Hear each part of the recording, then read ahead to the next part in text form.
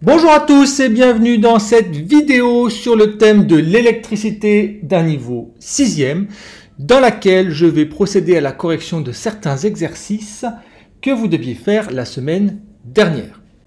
Alors la semaine dernière, on était sur la progression associée à la semaine 4 du Covid. Je vous rappelle d'ailleurs en bas de l'écran l'adresse du site internet d'enseignement à distance le temps du confinement et vous voyez sur votre écran la feuille d'exercice que vous aviez à faire.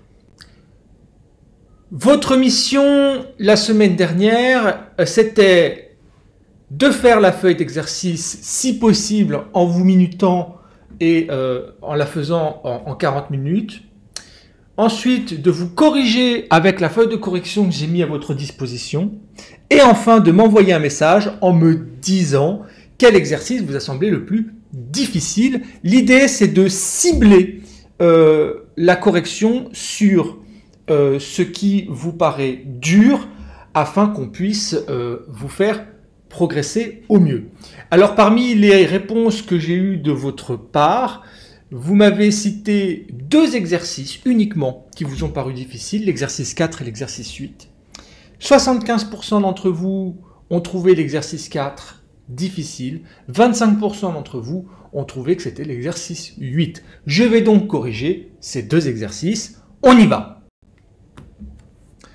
Donc l'exercice 4, intitulé le testeur de sens du courant, c'est un circuit composé de deux DEL, donc ce sont des diodes électroluminescentes, autrement dit des diodes qui font de la lumière, une DEL qui produira une lumière verte, une DEL qui produira une lumière rouge. D'accord ? La première question, on nous dit que le circuit ci-contre, qui est constitué donc de ces deux DEL, une verte, une rouge, il est aussi composé d'un autre dipôle qu'on appelle R, et je vous demande de me dire quel est le nom de ce dipôle noté R. Alors pour ça, déjà, on va identifier le dipôle dans le circuit. Et ensuite, on va se souvenir des symboles normalisés en électricité. Et on voit que le rectangle correspond à ce qu'on appelle un conducteur ohmique, c'est-à-dire une résistance. Donc le dipôle R, ça s'appelle une résistance. Mais on peut très bien aussi dire que c'est un conducteur ohmique. Ce sont des synonymes. On va maintenant regarder la question 2 qui commence à être un peu plus compliquée et on va y aller étape par étape. Déjà, je lis la première phrase. Donc dans la question 2, on me dit si on branche la borne A du testeur, le testeur c'est ce qu'il y a entre A et B, et bien si je branche sur la borne A du testeur le plus d'une pile et sur la borne B le moins d'une pile, qu'est-ce qui va se passer? Alors déjà, je vais brancher ma pile comme on me le dit. C'est-à-dire que sur le A, je vais mettre le plus de la pile et sur le B, je vais mettre le moins de la pile. Et bien, je dessine ma pile. J'ai bien mis le plus de la pile du côté A et le moins de la pile du côté B. Et bien maintenant, on va regarder ce qui se passe. Et alors, le réflexe qu'on doit avoir en électricité, premier réflexe une fois qu'on a un circuit, dessiner le sens du courant. Le courant, vous vous en souvenez, il part toujours du plus pour revenir au moins de la pile. Et ben je fais une petite flèche qui part du plus et on va regarder ce qui se passe.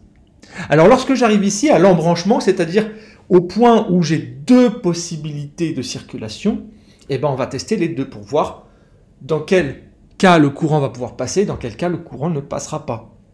Je vais commencer par descendre. Je descends, je rencontre la DEL rouge, mais je la rencontre dans le mauvais sens. Vous vous souvenez ? Une DEL, elle peut être bloquante ou elle peut être passante. Comment je sais laquelle est bloquante? Ben parce que le courant, il arrive face à un espèce de trait vertical, un mur. C'est comme si vous lanciez une balle de tennis contre un mur. Elle passe pas, elle rebondit. Donc là, clairement, ma diode, elle est bloquante. La diode, elle est bloquante, ça veut dire que le courant ne peut pas passer. Donc je vais rebrousser chemin. Et au lieu d'aller en bas, puisque j'ai vu que je ne pouvais pas y aller, ben je vais aller en haut. Je vais en haut. Et là, la DEL verte, elle n'est pas bloquante, elle est passante, le courant peut passer. Là, vous avez la plupart du temps envie de dire bah, pourquoi est-ce que, puisque là j'ai deux chemins possibles, pourquoi est-ce que j'irai pas en bas? Ben déjà, on a vu qu'en bas, on ne pouvait pas y aller.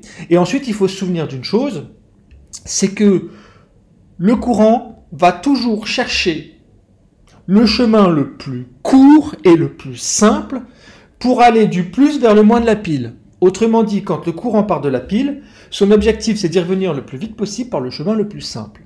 Donc là, clairement, si on est tenté de dire que je vais aller en bas, eh ben, c'est pas le chemin le plus court pour retourner à la pile et c'est pas le chemin le plus évident. Donc forcément, le courant va tourner, va traverser mon fameux dipôle noté R, c'était une résistance pour retourner à la pile.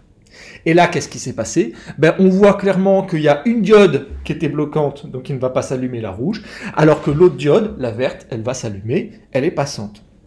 Donc la diode verte, parce qu'elle est passante, elle s'allume, et la diode rouge, parce qu'elle est bloquante, ben, elle ne s'allume pas. Dans le cas où j'ai mis le plus de la pile sur le côté A du testeur et le moins de la pile sur le côté B. Donc là maintenant, dans la question 3, ben, vous allez tout de suite deviner ce que c'est sans même l'avoir lu, je vais inverser le plus et le moins. Eh ben on y va. Cette fois-ci, on me demande de brancher le A du testeur sur le moins de la pile et le B du testeur sur le plus de la pile. Autrement dit, j'inverse ma pile par rapport à ce que c'était dans la question 2. J'ai bien mis le plus du côté B, j'ai bien mis le moins du côté A. Maintenant, réflexe, je dessine par des petites flèches le sens du courant, le courant part du plus. Il traverse mon fameux dipôle noté R, la résistance. Et il arrive encore une fois à un embranchement, c'est-à-dire à un point du circuit où le courant a la possibilité de suivre deux chemins.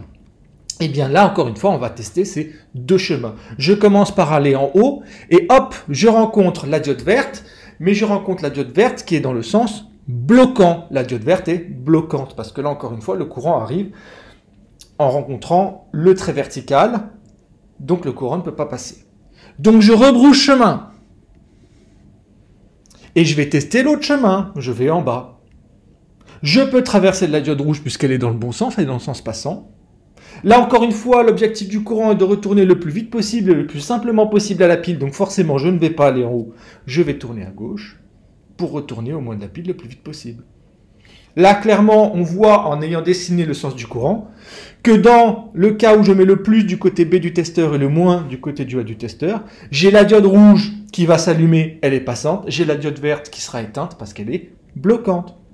Donc dans cette configuration, la diode rouge est passante, elle s'allume, la diode verte est bloquante, elle ne s'allume pas. Donc là, finalement, si je dois résumer les questions qu'on a faites, on a simplement mis le plus et le moins de la pile soit du côté A, soit du côté B, puis on a regardé ce qui s'est passé. Et regarder ce qui se passe, ça consiste simplement à tracer, dessiner des petites flèches du sens du courant et voir quelle diode va laisser passer le courant et quelle diode va la bloquer. Finalement, la dernière question de l'exercice 4, c'est un peu la synthèse de ce qu'on a dit. On passe maintenant au deuxième et dernier exercice qui vous a posé problème pour 25% d'entre vous et qui s'intitule « Allô professeur ». On y va pour la lecture de la BD avant de répondre aux questions. J'ai changé le moteur de ma moto, les gars. Adieu le moteur à essence, je suis passé au moteur électrique. Cela pollue vachement moins. Eh, oh, ah, oups, je crois que j'ai mal branché le moteur. Au lieu d'avancer, ma moto a reculé dans le grillage de tante Gertrude. Je m'adresse à toi, jeune élève de 5e, ou en tout cas futur élève de 5e. Est-ce que mon moteur peut retourner dans les deux sens? Que faut-il faire pour que ma moto avance? Donc là, le problème de Gaston, vous l'avez compris, c'est qu'il est passé à l'électrique pour sa moto, donc il a une moto électrique.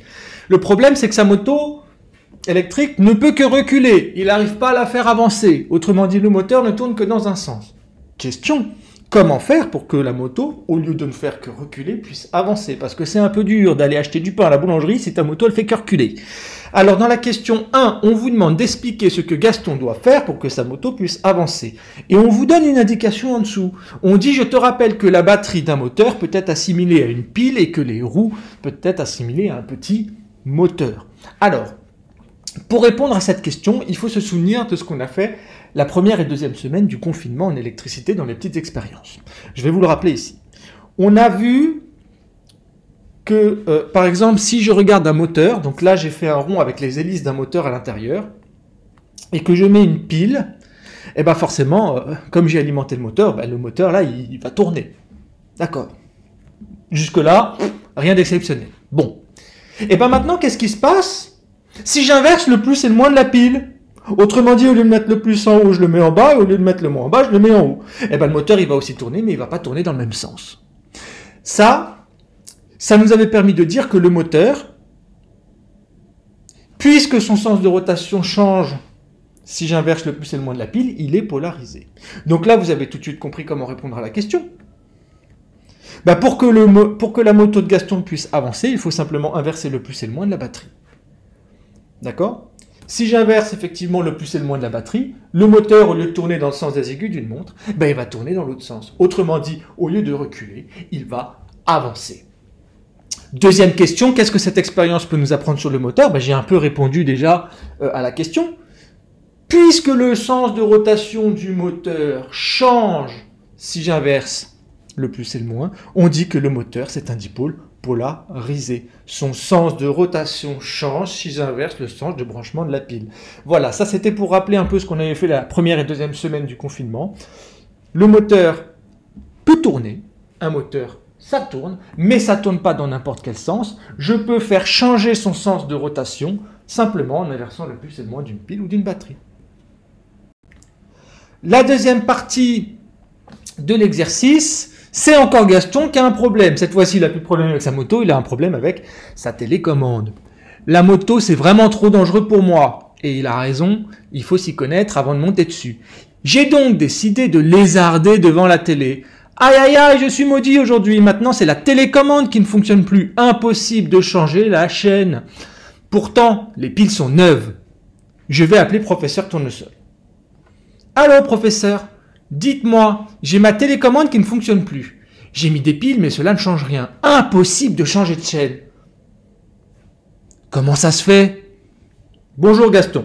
La télécommande est équipée d'une DEL, une diode électroluminescente, qui envoie un signal à la télé pour changer de chaîne. Regarde si cela ne vient pas d'elle ou bien du sens de branchement de la pile. Donc Gaston a un problème maintenant avec sa télécommande. Elle ne fonctionne plus. La seule chose qu'on sait dans cette BD, c'est que les piles sont neuves. Le professeur Tournesol nous donne une indication. Il nous dit qu'une DEL est présente dans la télécommande et envoie un signal à la télé pour changer de chaîne. Ça veut dire que si les piles sont neuves, le problème ne peut venir que de la DEL. Autrement dit, si les piles sont neuves et que le problème vient de la DEL, c'est probablement... Si la télécommande ne fonctionne pas, c'est que la DEL qu'il y a dans la télécommande, elle ne laisse pas passer le courant. Autrement dit que cette DEL, elle est bloquante. Donc, question 4, dans les cadres en pointillés, on vous demande de dessiner deux circuits. Dans le cadre de gauche, on vous demande de dessiner le circuit qui correspond à la télécommande qui ne fonctionne pas. Et dans le cadre de droite, à la télécommande que tu as réparée. Eh bien, on vient de dire que la télécommande qui ne fonctionne pas parce que la DEL, elle est bloquante, c'est-à-dire qu'elle empêche le courant de passer, et donc si la diode elle est bloquante et qu'elle ne fonctionne pas, elle ne peut pas envoyer le signal à la télé pour dire change de chaîne. Alors on va vérifier qu'elle est bien bloquante avec le sens du courant. Je pars du plus, et là je rencontre mon espèce de mur, ma DEL est bloquante, le courant ne passe pas. On dessine maintenant la télécommande que tu as réparée. Tu as vu qu'il fallait simplement soit changer le sens de la DEL, soit inverser le plus et le moins de la pile. Le plus simple, c'est quand même d'inverser le plus et le moins de la pile. Et on vérifie qu'on a bien une diode bloquante. Je pars du plus. Ici, ma diode est bien passante. Le courant peut revenir au moins. Tu as réparé la télécommande. J'espère que cette vidéo a permis de te montrer que ces exercices n'étaient pas si difficiles. Finalement, le réflexe qu'il faut avoir pour pouvoir faire ces exercices, c'est surtout, à partir du moment où j'ai un circuit, dessiner le sens du courant et regarder ce qui se passe. Parce que dans certaines situations, le courant ne passera pas, dans d'autres, il passera. Donc, premier réflexe, lorsque vous avez dessiné un circuit électrique, dessinez le sens du courant et regardez ce qui se passe. Je vous laisse méditer sur ces deux exercices. J'insiste en particulier sur le plus important de ces deux exercices, qui était probablement même l'exercice le plus important de la feuille d'exercice à faire la semaine dernière, c'est l'exercice 4. Donc n'hésitez pas à le revoir pour vraiment bien comprendre les raisonnements qui ne sont pas si difficiles que ça. Et je vous dis à bientôt dans une prochaine vidéo.